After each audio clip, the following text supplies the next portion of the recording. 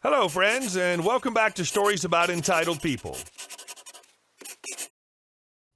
Our OP turned out to be a great man who met a real beggar at his work. Well, we don't always start the video with revenge stories, right? We'll continue after a short pause. So before we begin, don't forget to subscribe to our channel if you're new here, and turn on notifications so you don't miss a new video every single day. Here we go. Free tickets? Only in the best category, please. Oh, and I want money back too. I used to work in the ticket office of a well-known concert venue in my city. We primarily sell tickets, but are also there for questions and try to help with problems people might have with tickets bought from other sellers. One evening, there was a concert by a famous musician, so the tickets were fairly expensive. It's getting close to starting time and thus the end of my work evening when this couple rushes towards me. They're about 50. She looks extremely worried. He's very angry. He comes up to the window, shoves 2 paper sheets through the window and says, "They don't work, fix it." Well, hello to you too.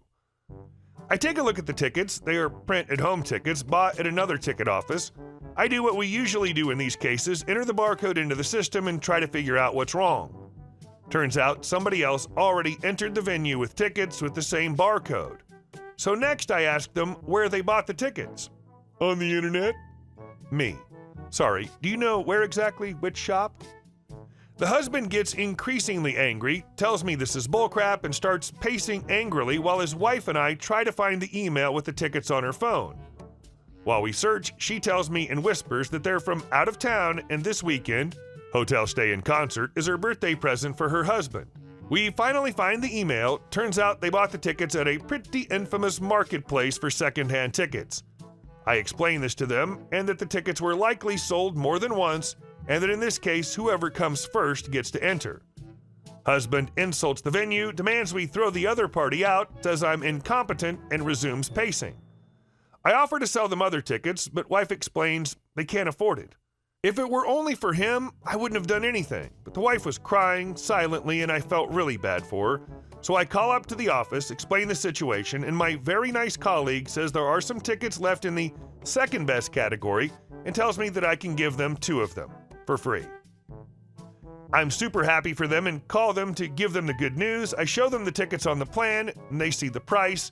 Wife is very grateful. Husband, on the other hand. Husband. Our tickets were far more expensive than what you're giving us. This is not okay. Me. Well, as I told you, you bought the tickets from a private person, so usually we wouldn't be able to do anything in a case like this. But out of courtesy, we'd like to offer you these 2 tickets for free. They're really good tickets too, because I continued to tell him the benefits of these tickets. They're better than their original ones, but he has stopped listening, grabs his wife's phone and shows me the email again. We paid 300 euros per ticket. The ones you're giving us cost 120. I show him that the tickets they bought and the ones I'm willing to give them are in the same price category, and he realizes they paid far too much for their tickets. Of course, this somehow is my fault too, and somewhere in this conversation, he demands that not only should we upgrade the free tickets to ones in the best category, we should also give him the money for the tickets they bought online. Again, I try to explain to him the concept of secondhand tickets and that I can't give him money he never spent here in the first place. I even bring up my favorite IKEA flea market comparison that I say for the most thick-headed customers. Basically, it's about how he can't return an IKEA bookcase he bought at the flea market to an IKEA store. It's the same for tickets. Usually this does the trick. Not here. He now tells me we're scammers and that he's going to sue us and write us a bad review on Facebook. I'm fed up by now. I tell him the show already started and either they take the free tickets and enjoy it or they leave. Grudgingly, he accepts the free tickets. His wife apologizes and they leave. I was still happy I gave them the tickets because I believe he would have made his wife's weekend hell if they hadn't been able to enter at all. And I felt sorry for her. Him alone, I would have never ever given tickets. And our second story. Park poorly with your fancy car, watch me squeeze in and block you. This happened yesterday. My wife had some serious surgery and her family sent her some flowers. Unfortunately for us, no one knows our physical address, only our mailing address. I do a lot of cybersecurity and investigation work, so I keep the location a pretty guarded secret. The UPS store called us and let us know there were flowers for her. I headed over to get them and our mail while I was there. When I got there, most of the good spots were taken except for one. Then I looked and there was a fancy Lincoln parked across into the space next to it. I didn't want to park down 4 more spaces or around the back of the building because this person could not be bothered to park respectfully. I drive a very old 2005 Chrysler Town & Country, and I'm an excellent parker. So I lined up with the lines and slowly pulled forward, taking extra care not to scrape the offending vehicle. I climb out and head in to pick up my packages and flowers. There were quite a few people inside, and I went in to get the slips out of the mailboxes. While I have my back turned, I hear a female voice asking everyone who owns the blue car. She comes up behind me and asks if I owned the blue car. I turned and saw an older blonde Karen staring daggers at me with a smile on her face. I didn't know for sure who she was looking for, so I responded, probably. 96% chance she was looking for me, but I was in a mood. She says, I can't get into my car, which was left running. She asks if I could move my car. I said I would when I completed my pickup. She smiles and walks outside. She looks back and sees me in line, 2 or 3 back from the counter, and asks what I'm doing. She says, I need to go. I'm done.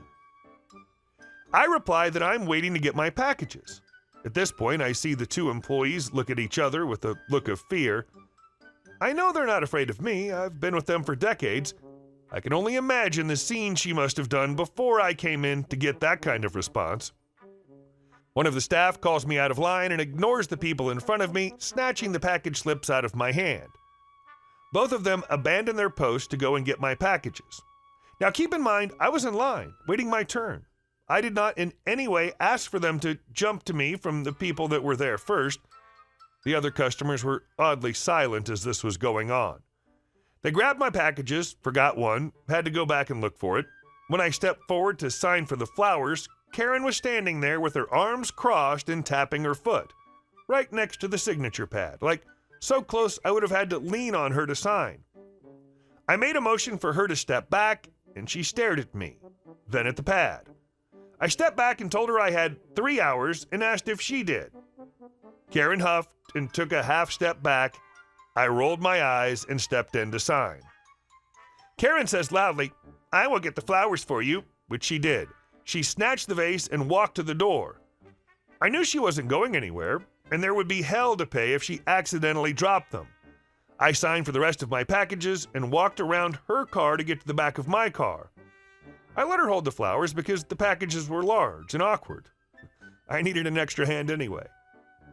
I loaded up and braced the flowers, she standing directly behind her car, tapping her foot.